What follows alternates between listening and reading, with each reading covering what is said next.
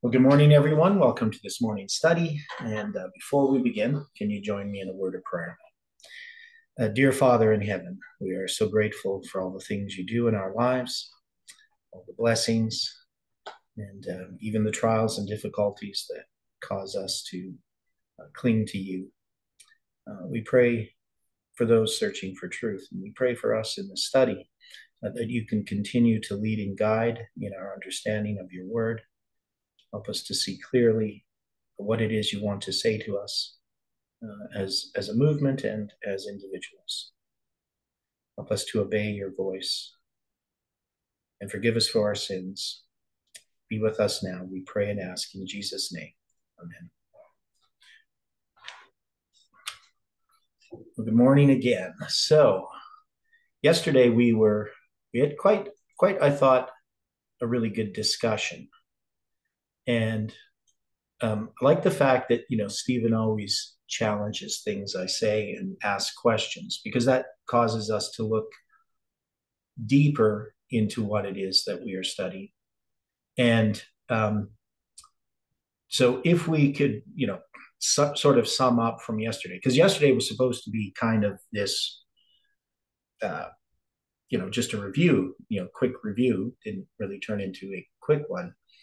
But the idea that we see here is that there is this intervention of God within these events. And there tends to be this, one is you see God's providence, but also you see how these events are connected to the 70 weeks, right? So that was the last thing that we had looked at yesterday.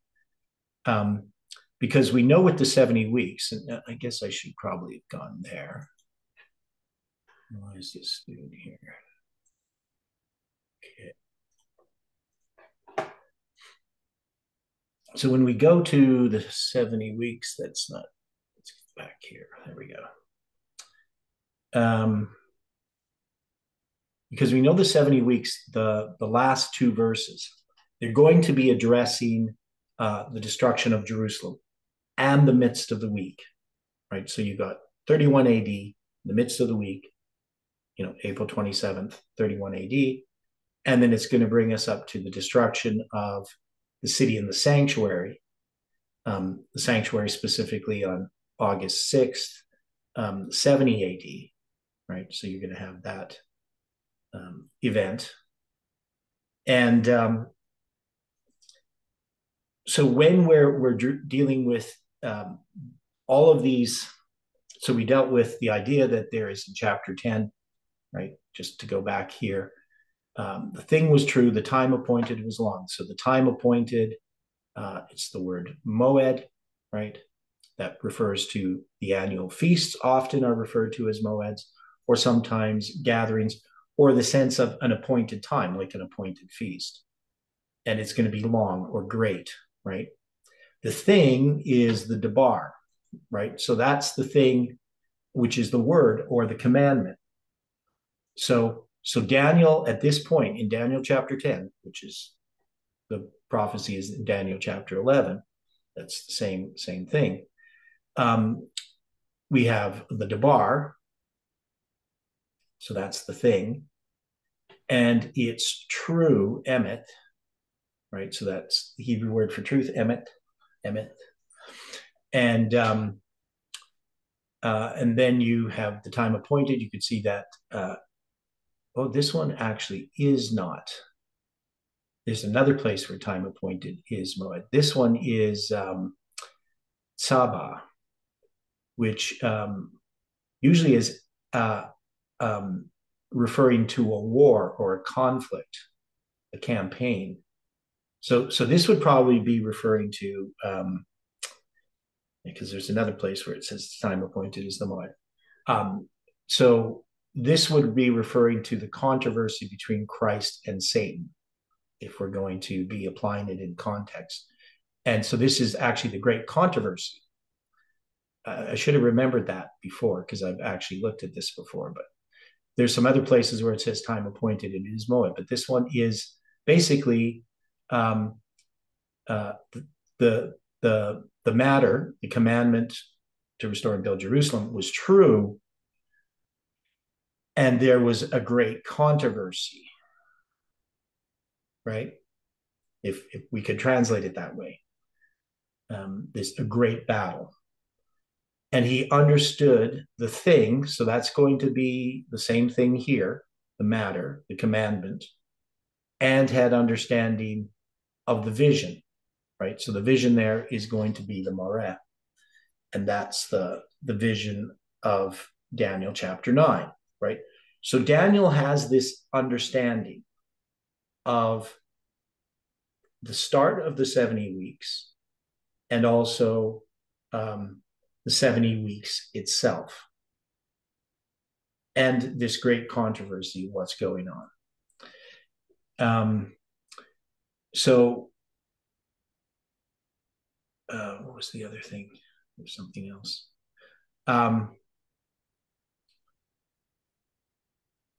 So one of the things when we look at Daniel 10, verse 7, and remember, he saw a vision. Here, this vision is going to be the looking glass vision, right? So one of the things that we need to keep in mind is that in this vision itself, we have three different visions. We have the chazon of chapter 8, right?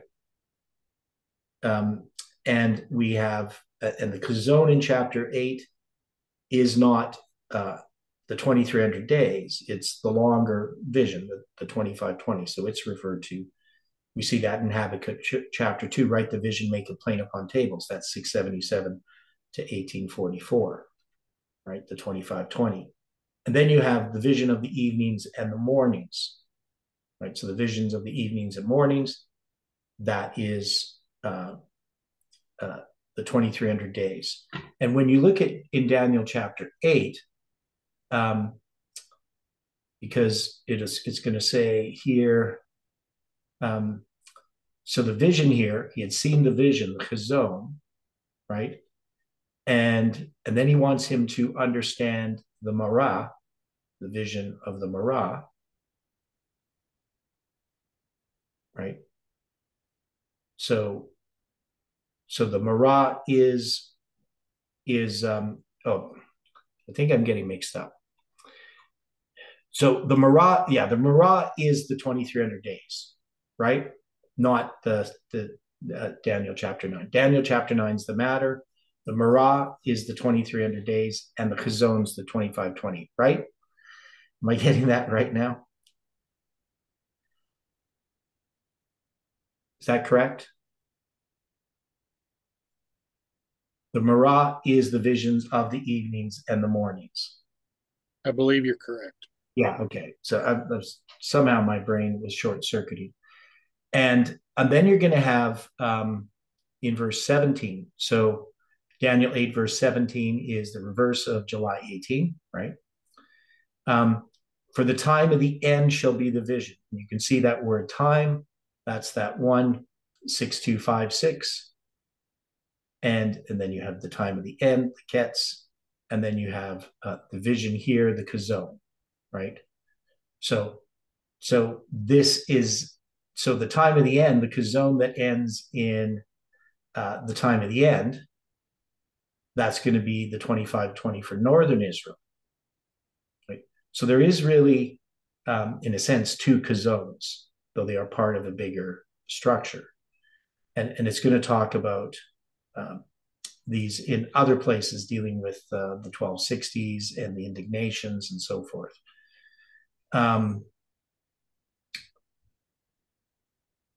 So I just wanted to find this other place here. He's going to talk in verse 19. And behold, I will make thee know what shall be at the last end of the indignation, for at the time appointed the end shall be. This one's going to be Moed, right? Time appointed. And so you got a time of the end, you have a time appointed, you have a last end of the indignation. So the idea of this word of an end, right? So you got it's the latter end of something. So if you have the latter end of something, do you have a former end of something?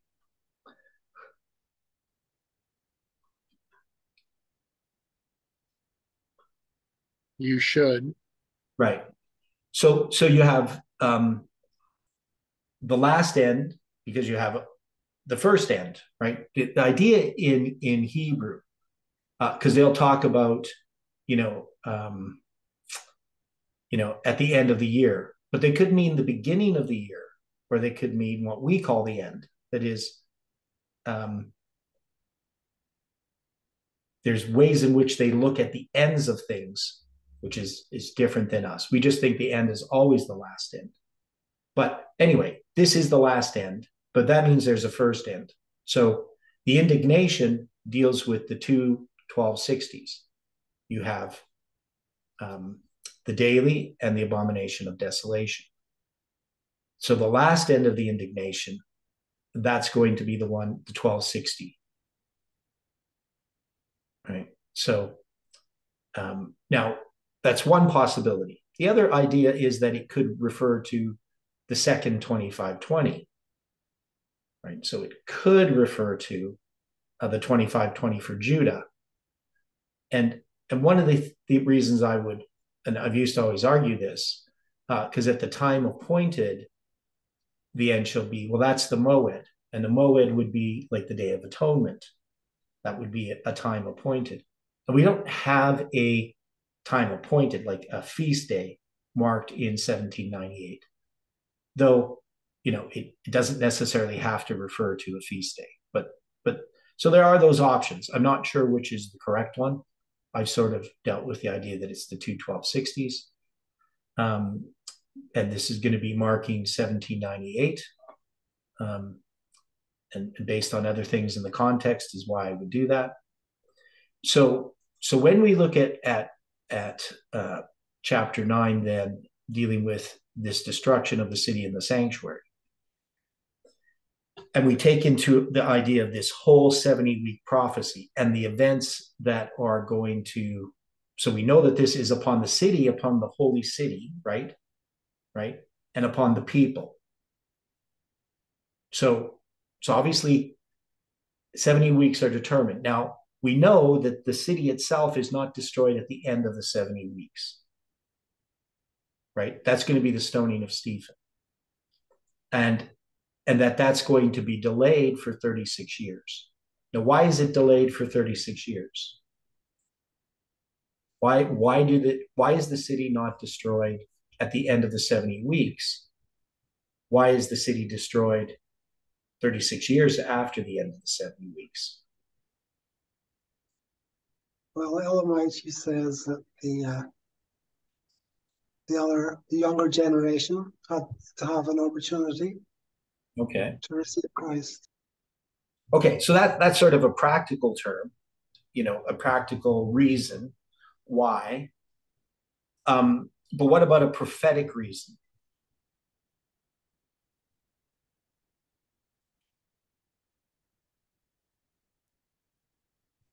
Well, you would have the 666 years for 36 years paralleling on either side. So one of the things we know is that the destruction of Jerusalem in 70 AD is prophesied by Ezekiel. That is, he's predicting the destruction of Jerusalem in 586 on the 10th day of the 5th month, right? That's what he's doing. And yet, because he's counting the years of Jehoiachin's captivity, which is going to be 36 years that he's actually held captive.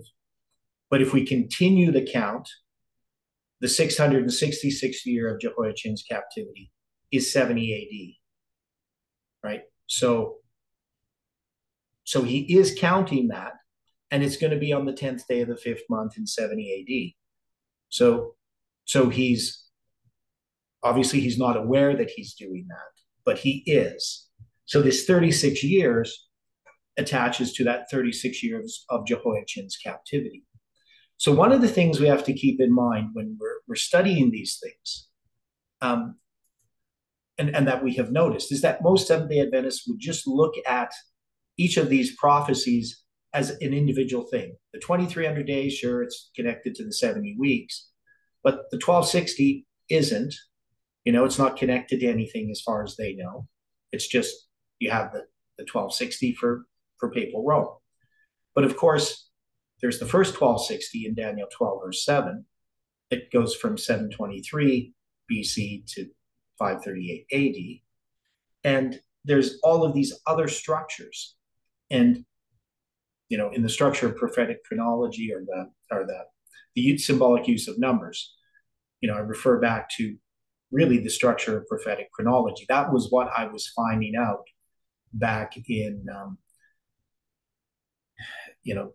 my early years of studying this message, especially in 2014, as I started to put together the prophetic periods, is that these are all connected, that they're not just separate. And we have this 1764 years from 34 AD to 1798 as 7 times 252. 2016, Stephen said, what if we count back from 34 AD? And of course, we got to the year Jacob dies. That's the year in which Jacob is going to bless his 12 sons, right? The sons of Israel. And so that becomes extremely significant. And then if you count how many years to 723 BC, it's going to be 756, which is 3 times, I think it's 750, 3 times 252. And then you have, actually, I guess it's more than that. Anyway, we got these different numbers of 252. I think it's 4 times 252. It's going to be 1,080 years plus the 723. I'm trying to remember. Let me see here. So you got, because you got 1731 minus 723. Yeah, so 1008. That's right. So 1008 years from the blessings of the 12 tribes, which is 4 times 252. And that was one of the objections that Uriah Smith uses regarding the 425/20s, right? The 4 7 times. He says, well, if there's 4 of them, then you would add them all together and you get 10,080 years, right? Which is a really ridiculous kind of argument. It's not even a sensible argument at all. But that's where you get the 1008. That's just 1/10 of 2520 times 4. 10,080, 1/10 of that. That's 4 252s. And then from 723 BC to 34 AD is 756, which is 3 times 252. So you have this whole structure.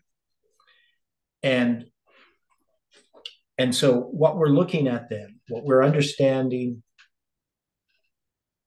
hopefully it's making sense to people, that when we're looking at Daniel chapter 11, it is really addressing all of these different time prophecies. And more specifically, the commandment to restore and build Jerusalem in connection with this. So when we go here back to chapter 10, right? So his understanding of the vision is going to be the vision of the evenings and the mornings, right? That's going to be the 2,300 days. And the matter is going to be the 70 weeks. So Daniel has understanding of the 2,300 days, and he has understanding of the 70 weeks. And when he has that understanding, he's going to fast. It ends up being 21 days. At the end of the 21 days, he's visited by Gabriel and Christ, Michael, right?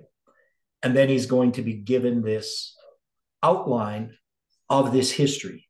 And so the purpose of this history is what?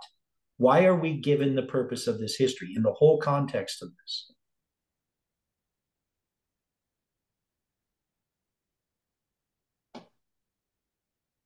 Based on what we saw at the beginning of chapter 10. Because I don't think we've ever really addressed that. Most people just don't address it. It's just this secular history.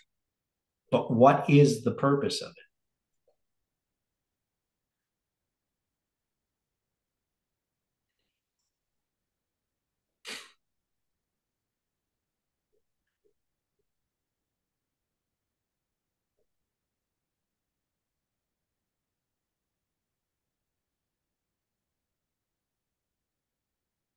You guys have to answer. Somebody's got it.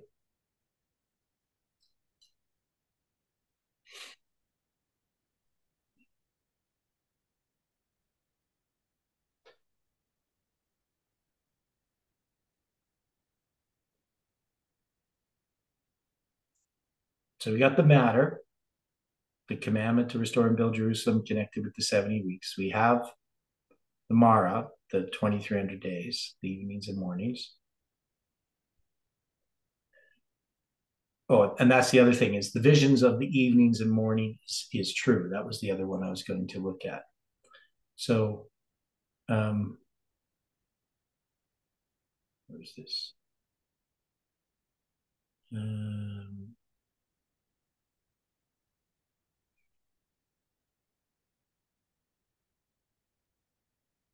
Well, it does provide more information.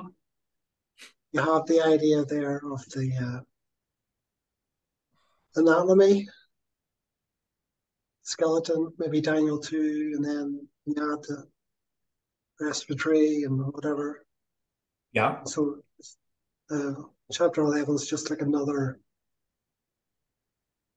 sort of transparency on top Okay. of the Right. what's been given.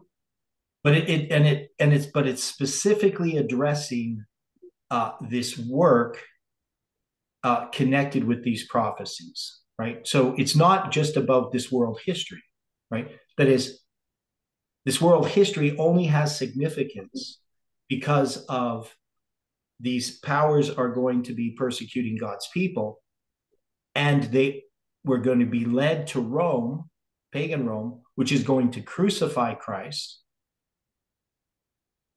And then we're going to be led to papal Rome, that is going to be persecuting God's people at the end of time in connection with the Sunday law, right? The close of probation and all those different events, right? So we often don't keep those things in view.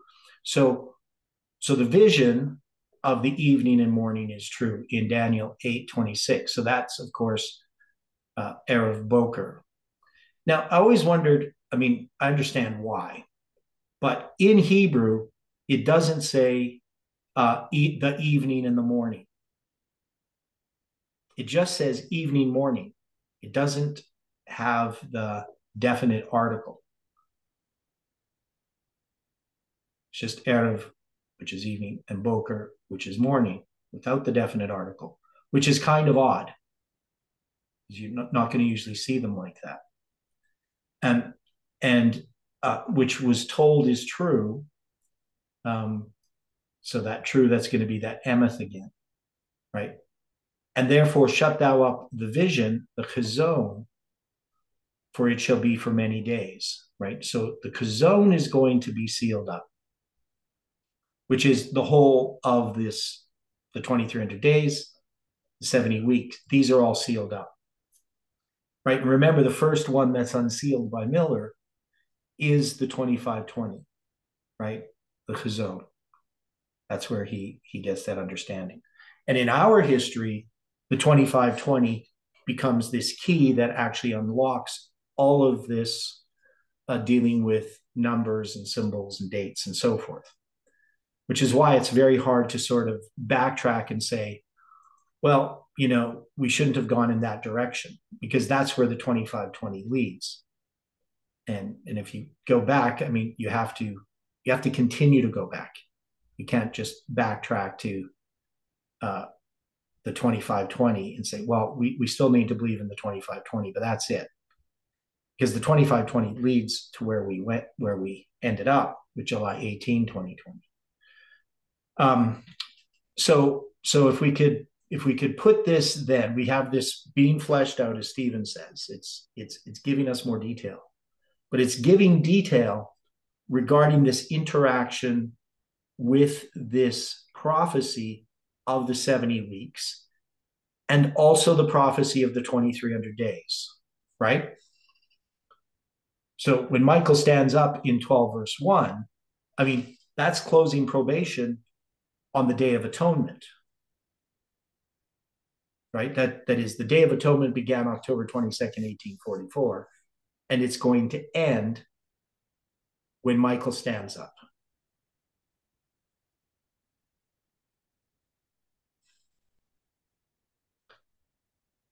So Michael's going to stand up. He's going to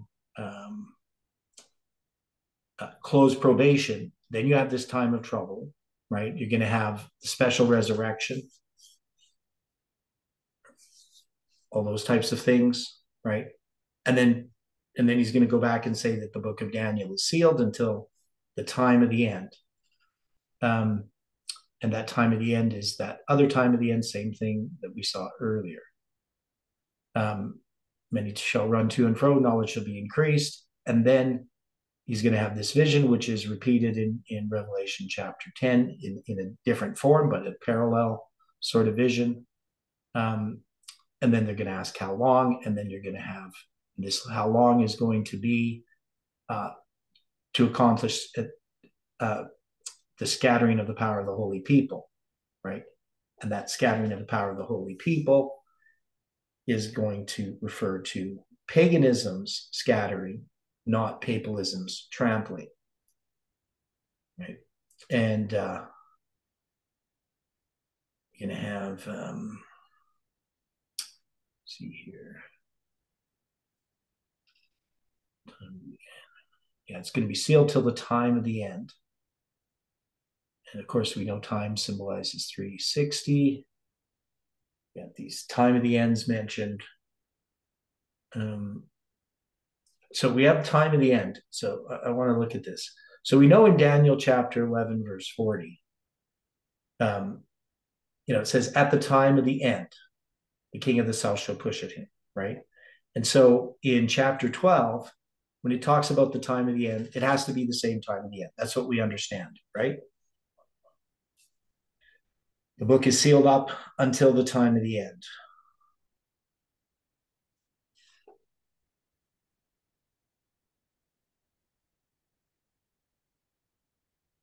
And it's going to say that twice, closed up and sealed till the time of the end.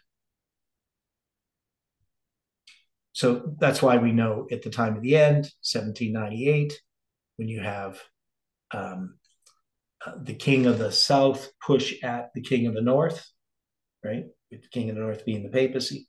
And then we have this other secondary time of the end where the king of the north comes against him like a whirlwind. So that's Daniel 11, verse 40b, we mark as 1989. Now, we have to be clear that it's 1989 is not really the time of the end in the bigger line, right? That is, in Ellen White's line, she doesn't have 1989 as the time of the end.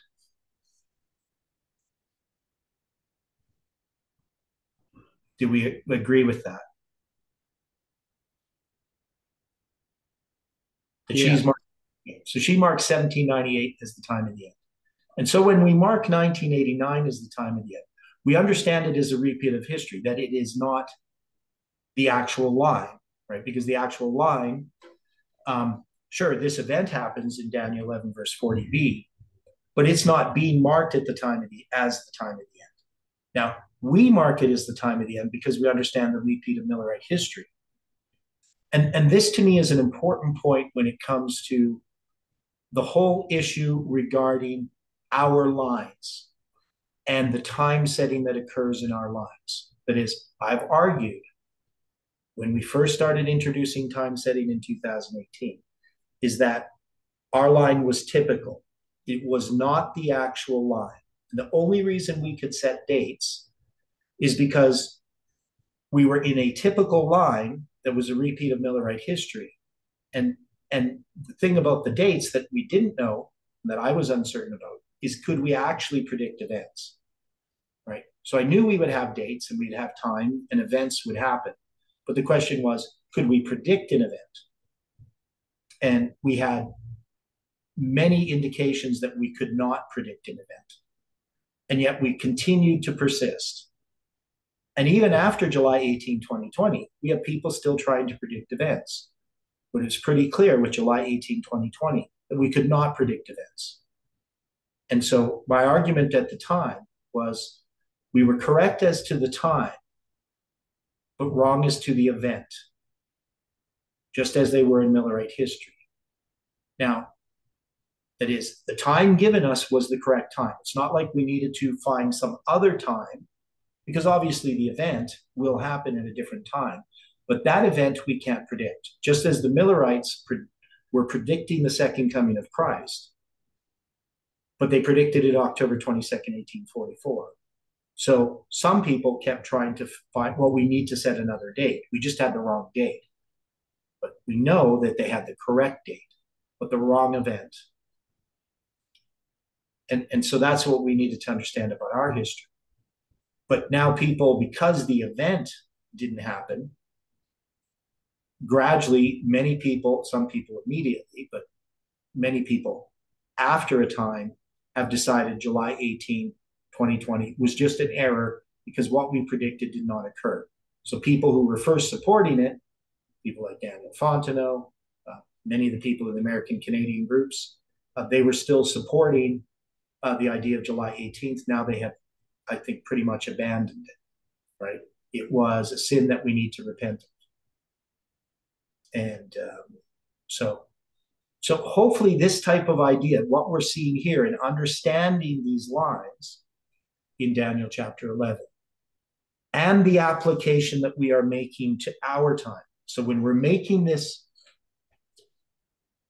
whether you want to call it a secondary application or just a present truth application, it's an application that is not the application of Daniel chapter 11. That is, when we're saying in Daniel chapter 11 that this is referring to Christ, that is, right? The one who takes the reproach upon himself. We're saying that's the correct way to understand it historically, why this is inserted in this time of Julius Caesar. When Julius Caesar is seeking to become king, we have in this contrast Christ, who humbles himself and takes the reproach upon himself, even though he has no reproach, right?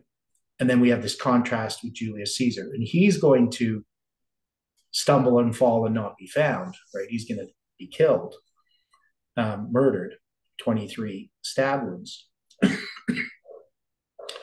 And then we're going to have the Caesar, Augustus, who's going to be the Caesar at the time. He's going to be really the emperor, right? The first emperor of Rome.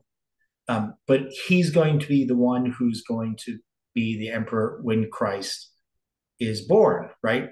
And it's going to be this taxing that's going to cause Joseph and Mary to go from Nazareth to Bethlehem, right? And this is a type of census. So and there's a lot of this is actually a really interesting study. We've never done it, but to actually look at the history of the objections that people have to Caesar Augustus and his taxing and the birth of Christ and so forth. And they just,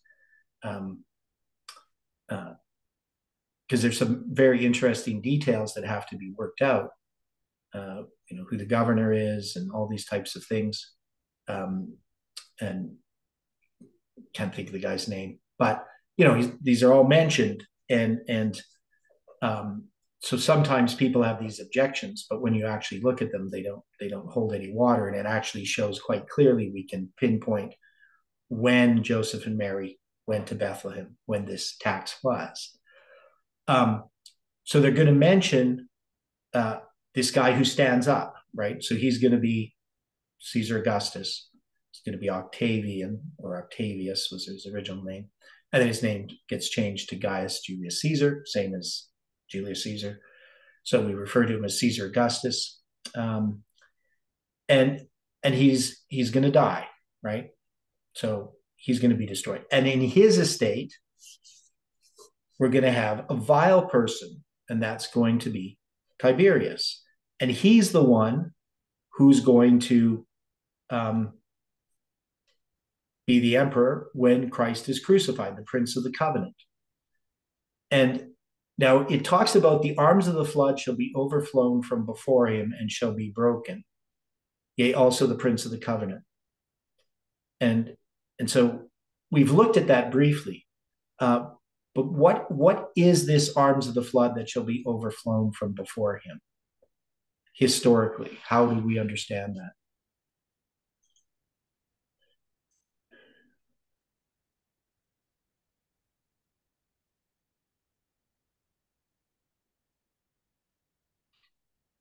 whether this is correct or not, right?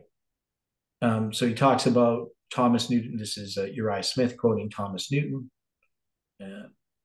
Uh, he wrote a book on the prophecies. He's a relative of Isaac Newton, but he was Bishop Bristol or something like that. Um, so, so when we look at this language, though, this overflowing, they say it signifies a revolution and violence and fulfillment. We should look for the arms of Tiberius, the overflower, to be overflown, or in other words, for him to suffer a violent death. Now, is that the best way to understand this language of overflowing?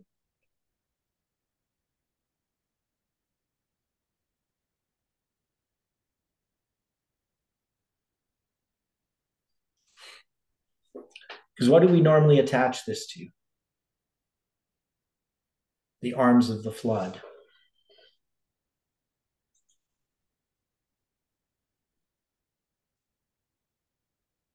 Don't we normally attach it with the papacy?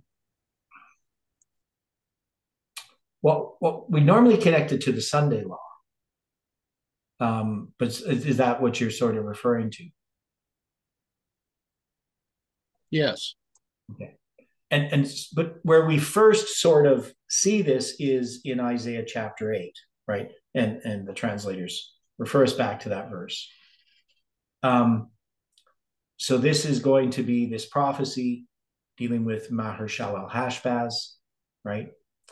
And so this is the son of Isaiah, and they're going to write this on a roll, which is just a mirror, right? So it's written on a mirror with a man's pen. And you're going to have Uriah the priest and Zechariah the son of Zeberechiah as witnesses of this. And so then he's going to have this son, Maher-shalal Hashbaz. And so this prophecy, it says, before he shall have knowledge to cry, my father and my mother. The riches of Damascus, the spoil of Samaria shall be taken away before the king of Assyria. So Assyria is going to come in. And then it says in verse 6, for as much as this people refuseth the waters of Shiloah that go softly, and rejoice in Rezin and Remaliah's son, Pekah. Now therefore, behold, the Lord bringeth upon them the waters of the river, strong and many, even the king of Assyria and all his glory. And he shall come up, overflow all the channels, and go over all the banks. Right? So the idea here is this this overflowing, right? And he shall pass through Judah, he shall overflow and go over. So you got that same overflow, shataf, and then this word go over, a bar, that is to cross over. He shall reach even to the neck, and the stretching out of his wings shall fill the breadth of thy land, O Emmanuel. Associate yourselves, O ye people, and ye shall be broken in pieces, and give ear, all ye of far countries. Gird yourselves, ye shall be broken in pieces. Gird yourselves, ye shall be broken in pieces. Right, this doubling of that expression. Gird yourselves, ye shall be broken in pieces. Twice. Okay, so if we take this into account, and we go back to Daniel chapter 11, and we think about what the overflowing is, what would they be overflowing? What is this history? The arms of the flood shall be overflown from before him. Right? So that word flood and overflown are based on the same word. Right? They just one Hebrew number apart. It's just one is flood is a noun, overflown is an action.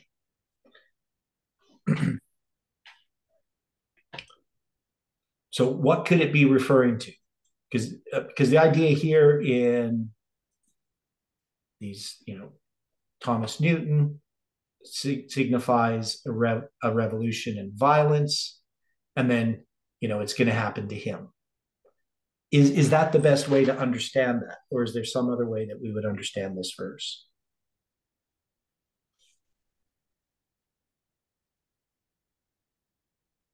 Because we were looking at this as a parallel to the Sunday law in our history, especially since we have the crucifixion of Christ. So wouldn't this have something to do with what's happening with God's people?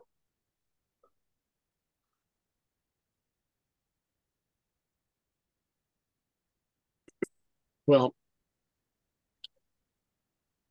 the translators had looked at this and were using 11:22 in combination with Daniel 11:10. Mm-hmm. But then the latter part of the verse, where they're referring, yea, also the Prince of the Covenant, Mm-hmm. they went right back to Daniel 8:10 and 11, and then to Daniel 8:25. Mm-hmm. So, yeah, because he's going to magnify himself to the Prince of the Host, right? Or Prince against, of the Covenant. but in 11, Daniel 8:11, right? Right. He magnifies himself even to the Prince of the Host, and from him, the daily, that is the one who magnifies himself, shall be lifted up and exalted, in the place of his sanctuary cast down, right? Referring Right. to Rome, right? Exactly. Yeah. So we know the Prince of the Host here is the Prince of the Covenant, right? Same person. It's Correct. Christ. It's referring to Christ. Okay. So, Different word for prince, right? So, that thing that Stephen brought up about why is different words for prince used? Well, we can see that these definitely are both Christ, and they're two different princes, two different words. So in this case, this one was like a military commander in 11:22. The other one in here dealing with the Prince of the Host.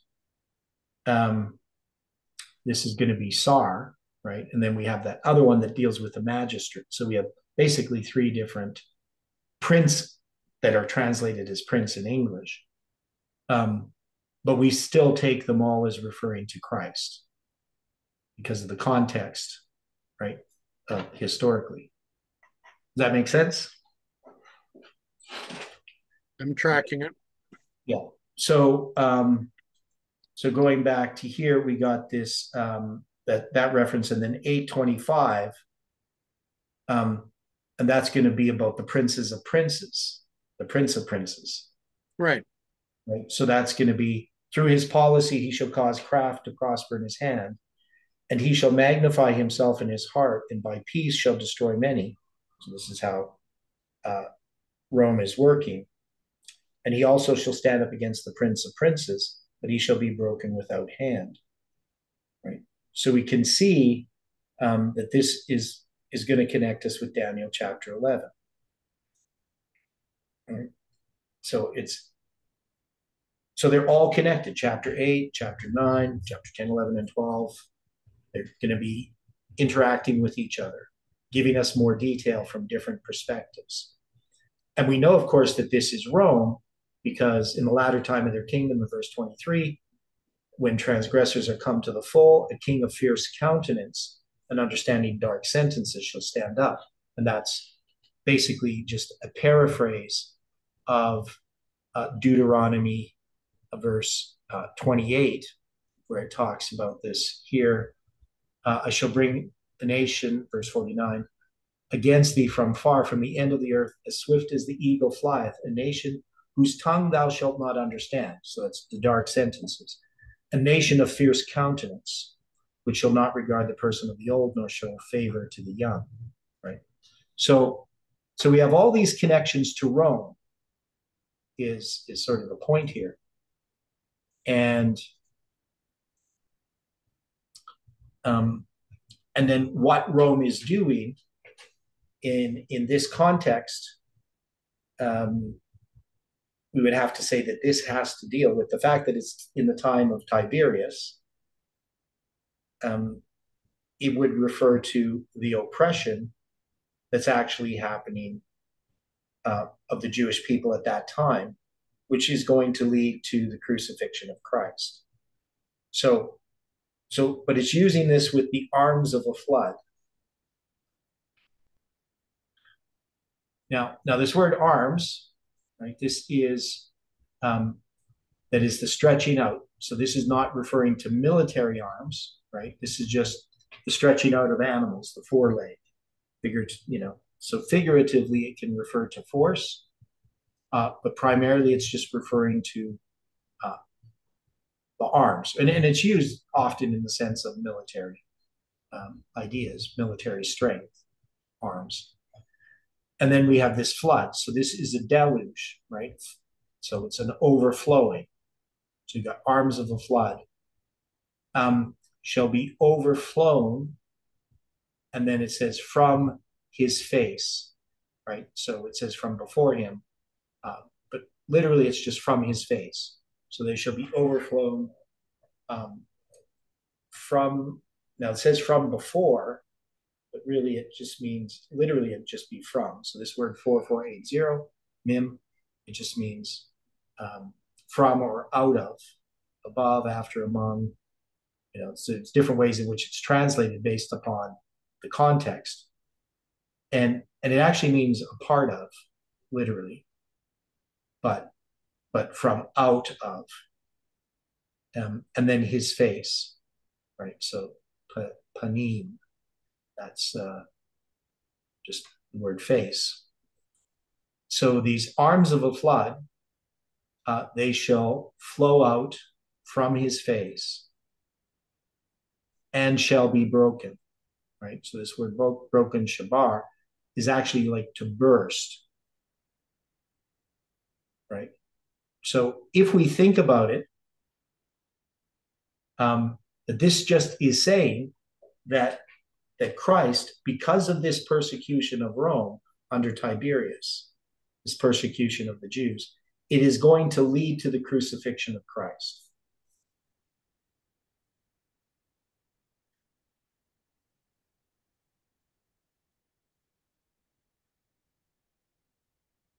So they're going to overflow, they're going to burst out in this act of crucifying Christ.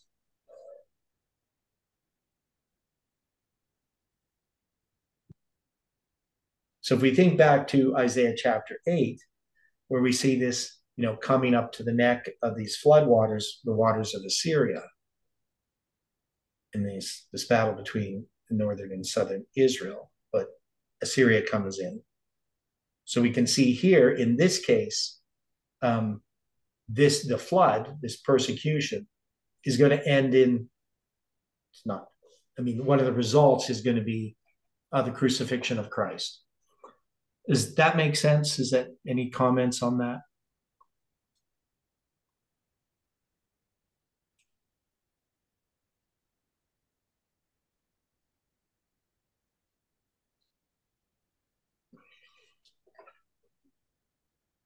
Because the idea that we have here regarding our present truth application of these verses,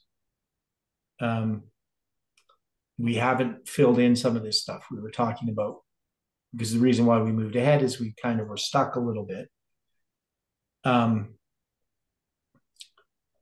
So if we're going to look at this as Bush, Obama, and Trump, right? So you got Augustus being Obama. And they're going to be the raiser of taxes. The question would be, how does that relate to this movement? How would Obama and what he's doing relate in any way to what this movement is doing?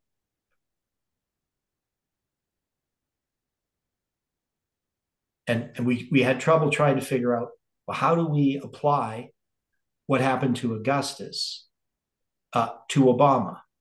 How do we apply all the details that talk about Tiberius? How do we apply them to Trump? Even with Bush II, how would we apply all of these verses to Bush II?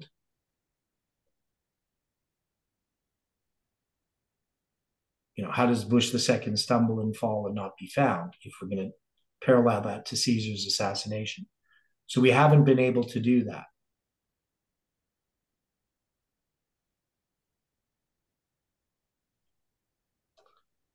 And any thoughts on that, what we should do about it?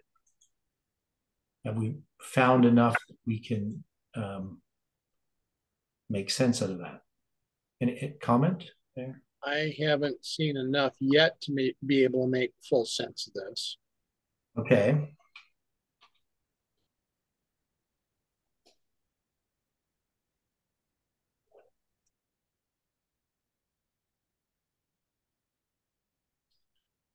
Now, the one thing I want to note is we have some events here that are marked, that are dated. So we have the death of Julius Caesar, March 15th, 44 BC, right? I mean, I haven't put in like the death of Tiberius Caesar or the death of Augustus Caesar. But or even the death, or even the dates, and we probably should do that, like the dates they began to reign and stuff like that. But we have the death of the crucifixion of Christ. And we looked with Julius Caesar as this contrast between Caesar and Christ. And the number of days between the death of Julius Caesar and the crucifixion of Christ is going to be 2,000 or 27,071. That's just a cardinal count.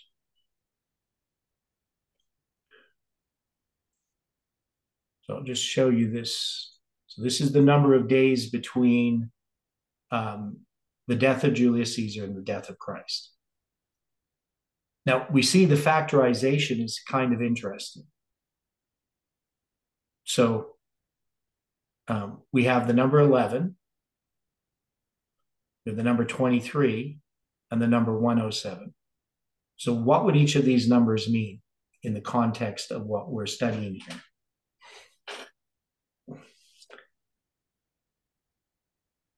So we're studying Daniel chapter 11, right?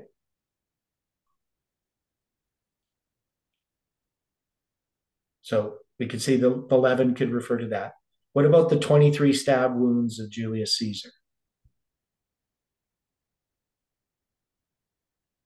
Would that relate to 23? That'd 20, be parallel. Yeah. And we know 107 represents the 10th day of the 7th month, the 187th day of the year on the Jewish calendar. So it's a symbol as well. Okay. So the 70th week, it's going to begin on the 10th day of the 7th month, end on the 10th day of the 7th month. Doesn't directly relate to the crucifixion of Christ, as if we had like some other number that might, 141 or something, 14th day of the first month. But it gives us this symbol that we recognize. Okay. So I think there is some significance that ties these two together.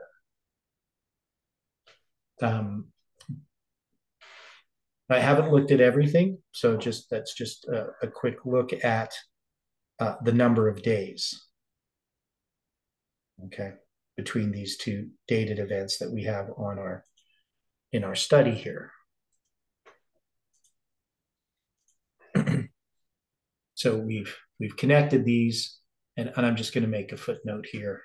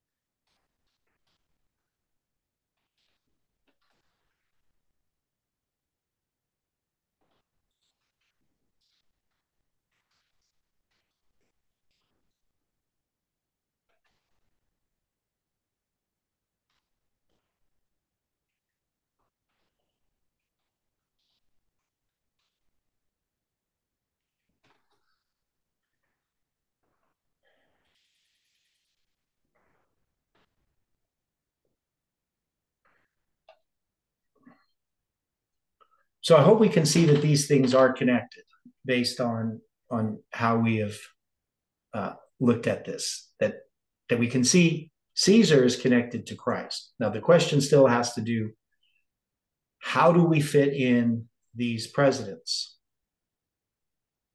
Because this is something that's given to us from Jeff, right? So this was suggested. Now the whole thing back then, when Jeff was suggesting this,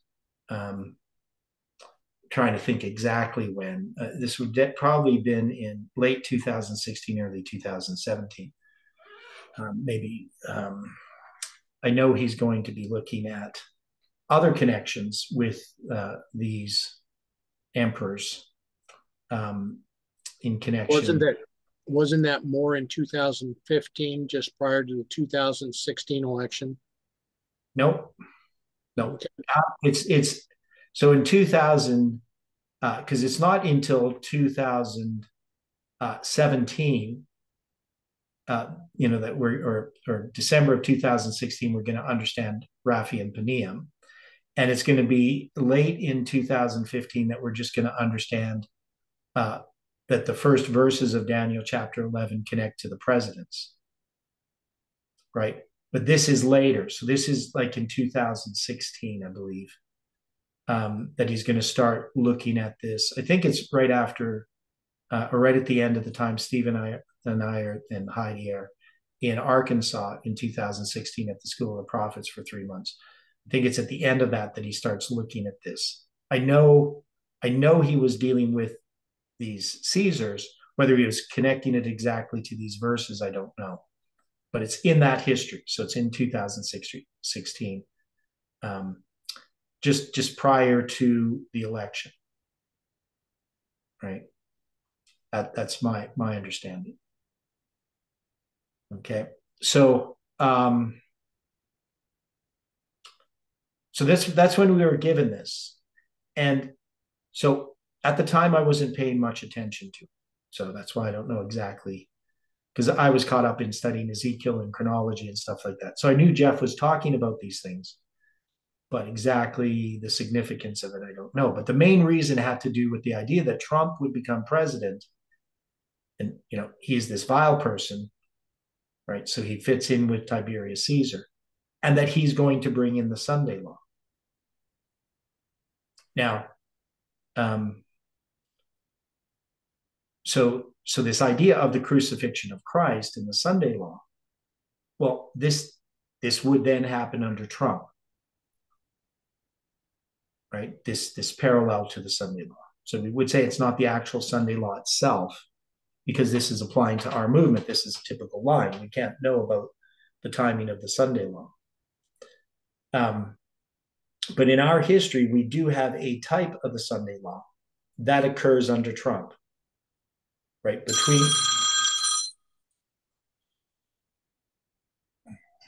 hang on a sec.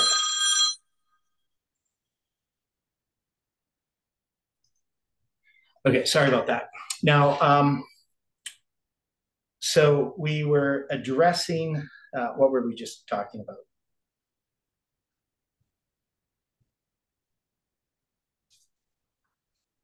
Anybody remember? We were talking about the Sunday law, that we're typical. So we have the Sunday law with the pandemic, right? That is going to be a type of the Sunday law.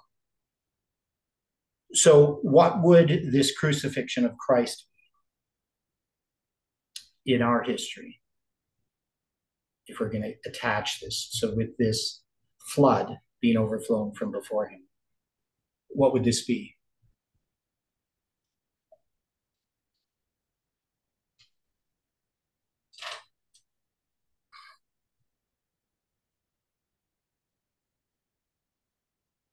If this is connected with the pandemic, what would, yea, also the Prince of the Covenant? We're going to say that this parallels the crucifixion of Christ.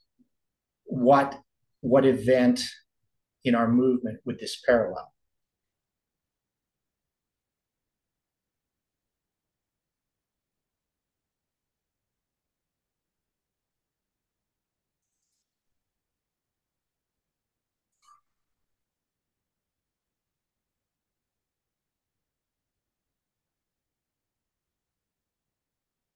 So who maybe is July, what's that, Stephen? July 18. Okay, so why July 18? Why would we use that date?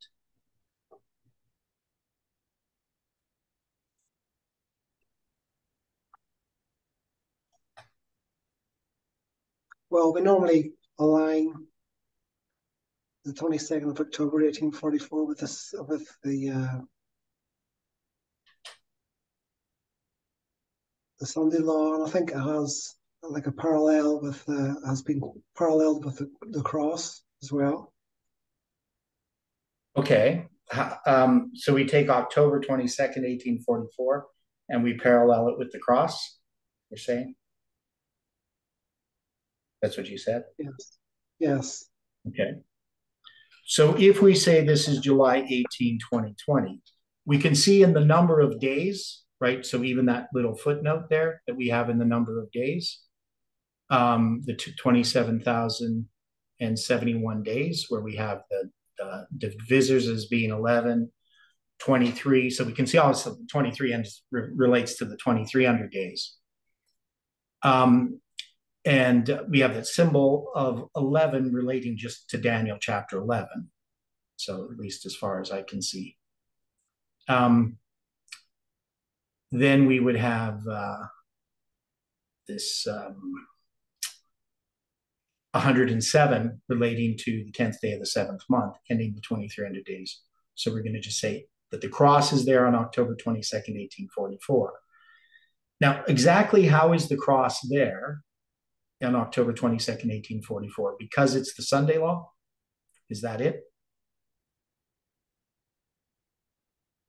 Or is there some other reasons?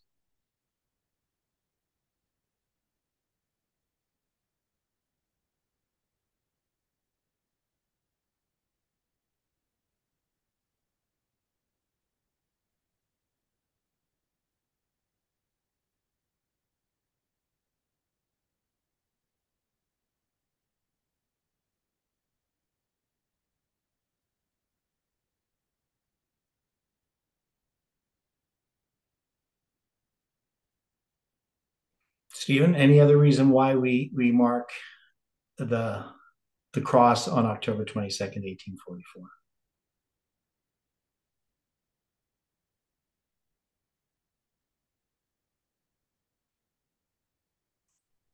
Well, October 22nd, 1844 was preceded by the midnight cry, and the Okay. cross was preceded by the triumphal entry, which Ellen Okay. White Okay. compares to the Right. midnight cry.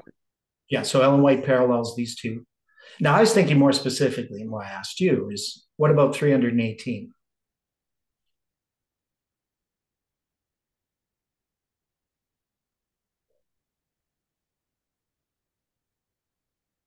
So remember your connection back in 2018 with the prophetic years with one day taken out. You counted from the time that Christ is in the holy place of the heavenly sanctuary to the time he Mm-hmm. moved most holy. And you had that 318 days that was left over, right? Mm-hmm.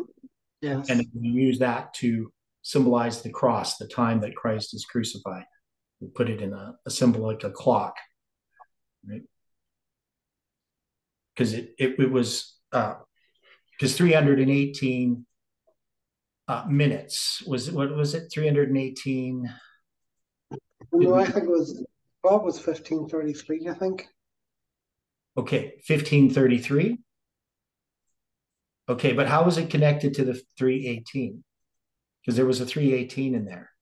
So somehow we got that. Oh, that's what it is. So 318. Somehow, how did that connect to 1533? I'm going to look it up.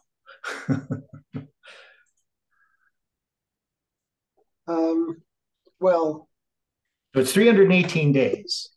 so I think it's if you multiply 21 hours, 15 minutes, and 33 seconds by 360 or Yeah, something, it gives you 359 was, but I think it's 318 days. yeah, so it's 318 days. And so how did that relate to, I'm just trying to remember, I'm looking up an old email. So let me see here. So this is back in. Okay, so here's what I wrote as an email to you and Jeff and Odilio and other people. So it says, in the study of by Stephen Jameson, he counts the number of days from Pentecost in 31 AD to October 22nd, 1844. He arrives at a remainder of 318 days that amounts to 21 hours. 21 hours, 15 minutes, and 33 seconds. So that's if you take a year of a day for a year, right? So you use the prophetic day for a year. And then you would, okay, now that makes sense. So that's how it works. So that's. Yeah, I think you would multiply it by 359. Sorry, I think I said 360, but it's 350. Yeah. The next step is to divide 318 by 359. Here, I can show you what I'm looking at here, right? So this is the email. So I go through this, and the minutes and seconds remind us of the crucifixion of Christ in Mark 15:33 and the 9th hour at which he died, right? So if we take it as time, it's going to be 21 hours, 15 minutes, and 33 seconds, right? So that's the short answer. And then it comes to this diagram. So if we were to put you got the hour and the minute hand, make the cross piece, the cross. And then the stake itself is the second hand. And it would appear to be somebody looking up at the cross would see this sort of angle, right? Does that make sense? Mm-hmm. Okay, so this gives us the cross. Now, why did I bring that up? I'm trying to remember. Well, we're trying to connect the cross to 1844. Right. Yeah. So we're connecting this to 1844, to the Sunday law. Now, if we're going to connect this to July 18, 2020, now originally we're connecting this to October 22nd, and through that study you also get November 9th, 1849, right? 1844 days after October 22nd, 1844. Yes. And the November 9th dates brings us to November 9th, 2019, which is part of this structure where July 18, 2020 becomes this symbol of the cross. And it becomes a symbol of the cross for this movement because of the disappointment, right? We weren't looking at it as a symbol of the cross prior to that, because we were looking at December 25th, 2021 as the Sunday law. So if we're going to put July 18th there, what we're doing is we're connecting with Samuel Snow's letters as well, his last letter, which gives us the symbol of 187, which is the number of ordinal days from the first day of the first month to the 10th day of the seventh month, which marks October 22nd, 1844. So it marks this typical nature of our line. So this Sunday law has to be a typical Sunday law, right? Okay, but then we have to try to say, well, how does Trump relate to this? Well, what we could say is dealing with the pandemic has to do with these actions that are connected with that, and the time prophecies, or the periods of time, I should say, that we have. March 27th, right? We're going to have that. The Seventh-day Adventist Church is going to begin 100 days of prayer, right? 144,000 minutes, right? It's going to end on July 4th, right? You're going to have 187 days from July 4th to the 10 days of prayer, beginning on January 6th, 2021, right? there's all of these different connections. So when we talked about the pandemic as being a type of the Sunday law, it is a type, but it's a type that exists within our line and really has meaning only to us in that sense. So we should be able to see that what Trump did here, we can understand in relation to what happened in our history, that it wouldn't be referring to a Sunday law in the future.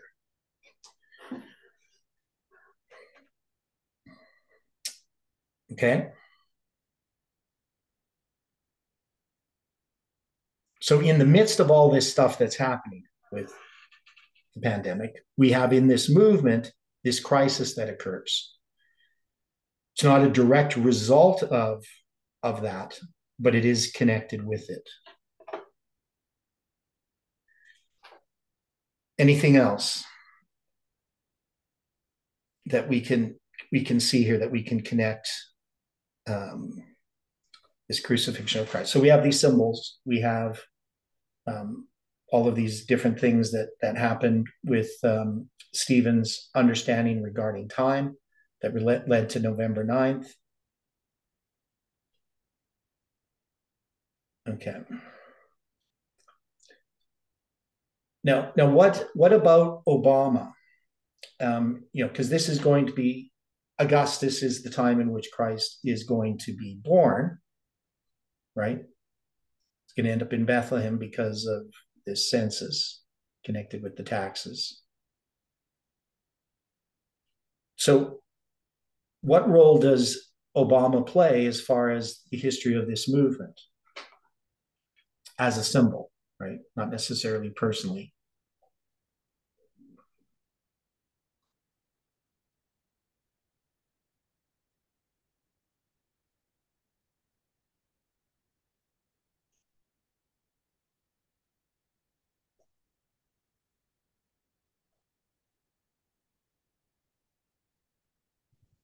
So he's going to be a raiser of taxes. What does that relate to?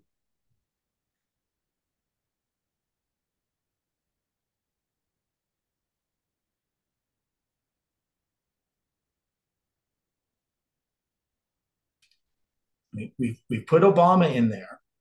We have taxes with Obama. We have taxes with all kinds of presidents. It had to do with the health insurance thing. Okay, well, so that's the main thing that Americans would look at, is dealing with this, the health insurance. Okay. But how does this relate to what we're looking at in our lives?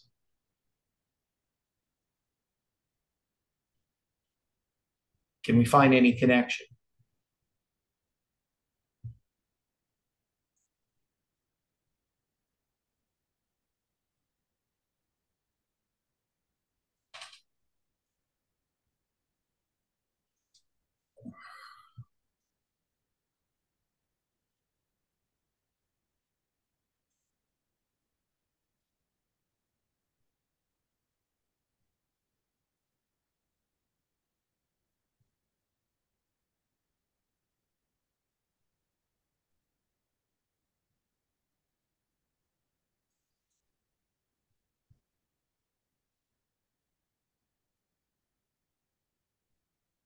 Okay, what does Jesus say about taxation?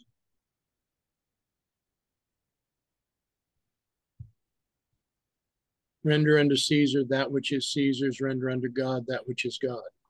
Okay, so does that have any connection with this movement and the message? I would think yes. Okay, so where would we place this in our history?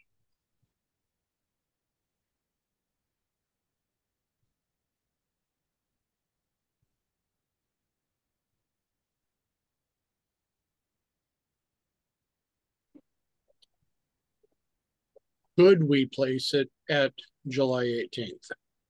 No. Okay. Because we have the crucifixion of Christ at July 18th, and this has to be in the time of Obama. Like we're still working with Obama, Trump, and Bush II. So in Bush II, you're going to, of course, have 9/11. So do we have some waymark that we can connect with this symbol of taxes within the movement?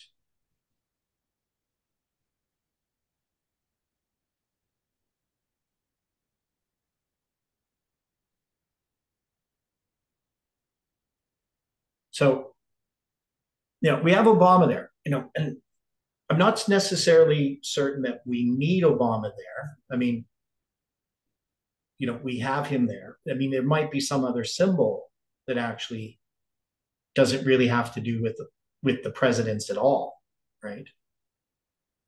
But we have him there, and so if we look at that time, the time of Obama is going to end, when the time of Trump begins. So if we're going to look at an event in our movement, then we'd have to say, well, this has to go back to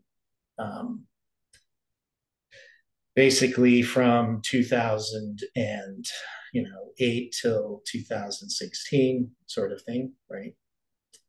Maybe early 2009 to early 2017, however we want to look at it.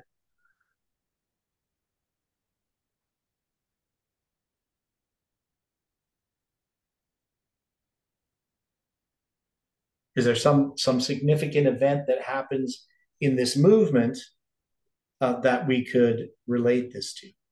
That happens, 9/11, we're going to have Bush. In the time of Augustus, that is Obama. What are we going to have that would be marked by these taxes?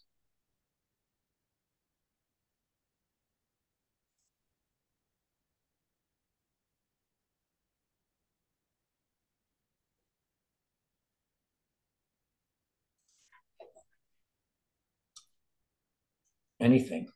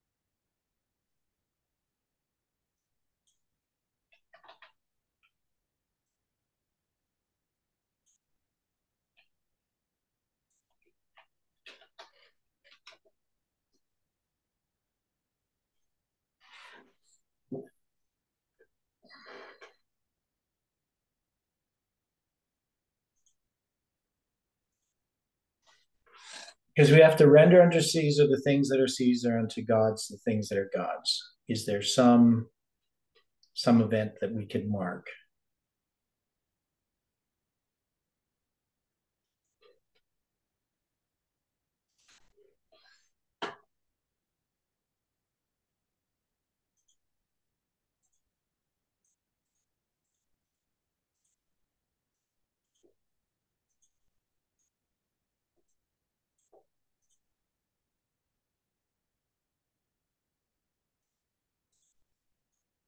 There's nothing obvious coming to my mind.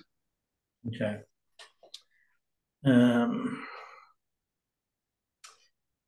Now, so I'm thinking about this raiser of taxes. Just we have these Hebrew numbers, right? 5674 and 5065 together, they're 10,739.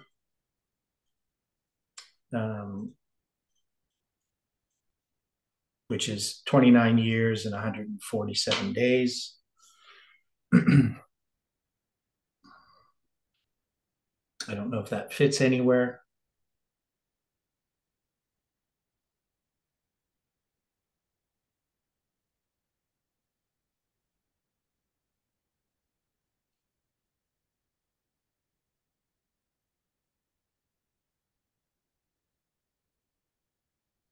So I'd have to take a look at that. but as a symbol, it's something that in this movement would be a call to make a choice between rendering unto Caesar the things that are Caesar's, and to God the things that are God's. Now, we say it's in the time of Obama, right? So that would put it in that period of time. So I don't know specifically what we would do with that.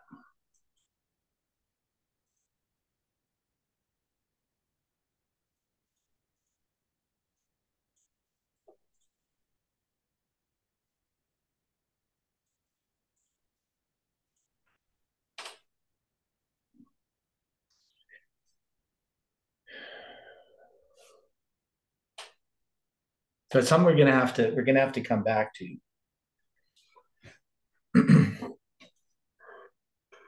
But if we're going to do this, we have to put it into the context of this movement, and we have to have symbols that are attached to it that would allow us to place it there. So these symbols may be staring us in the face, we just don't recognize what they are. Okay.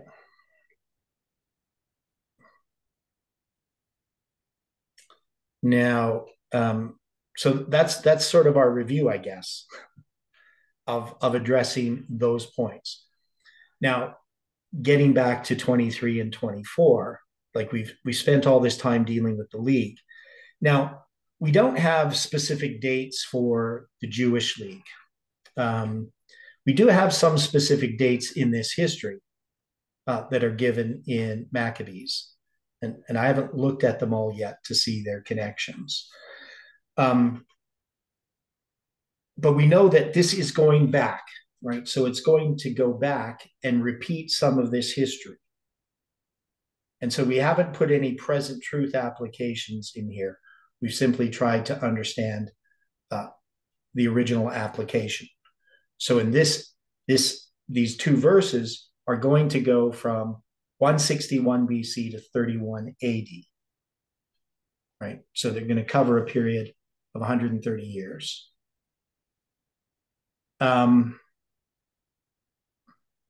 So any ideas of what these things would represent?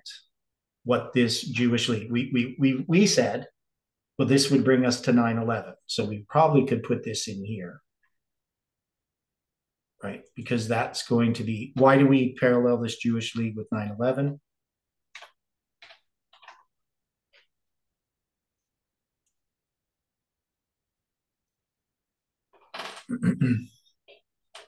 Well, with the spiritual formation.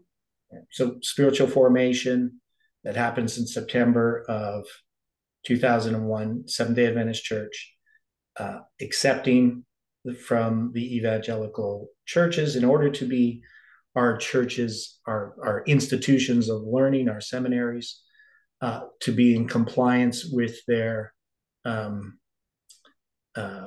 can't think of the word. Anyway, in appliance with their accreditation, right? The ministers have to take a class on spiritual formation. And spiritual formation is basically just paganism. It's the worship of idols. And it comes from the spiritual exercises of Ignatius, right? So, but there is things where they have to actually like make an idol and worship it and things like that, pray to it. Somehow this is supposed to be helpful spiritually. I'm not really sure how that would be, but that's what happens with the church, with our ministers, right? Okay, so there's a league made now with pagan Rome, right?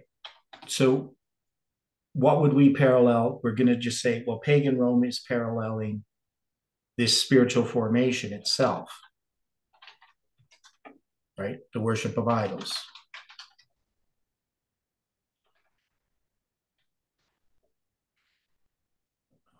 Capitalize that.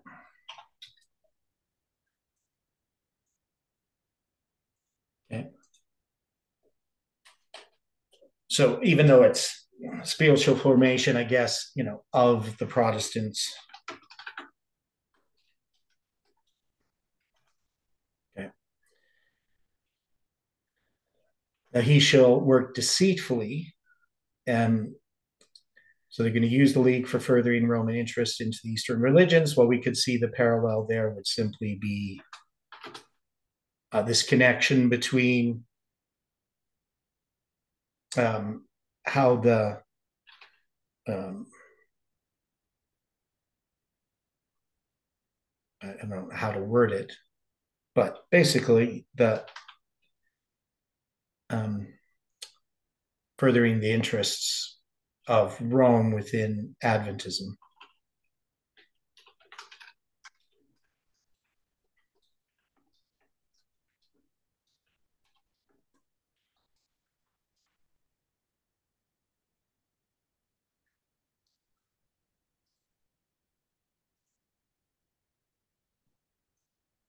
So we would say, I guess we should say papal Rome.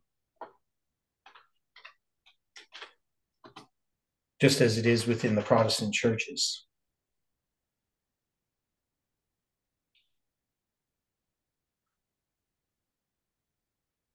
Okay, so for he shall come up and shall become strong with a small people. So we're going to say that that's the siege of Jerusalem by pagan Rome with Pompey in 63 BC. So do we have some date after 9/11 that we could mark there?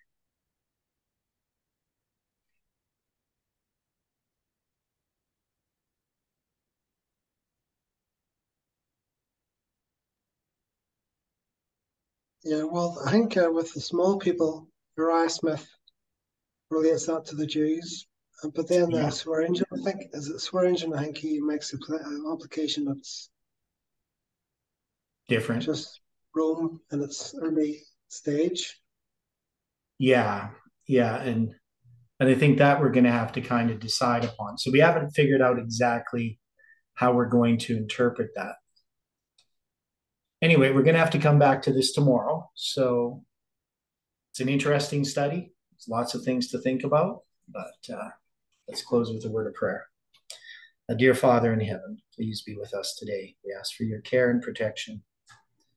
And we thank you for all the things you do in our lives. And I pray that you can be with each person studying truth, that your angels can watch over us, and that you can bring us back together again to study your word. Is our prayer in Jesus' name. Amen.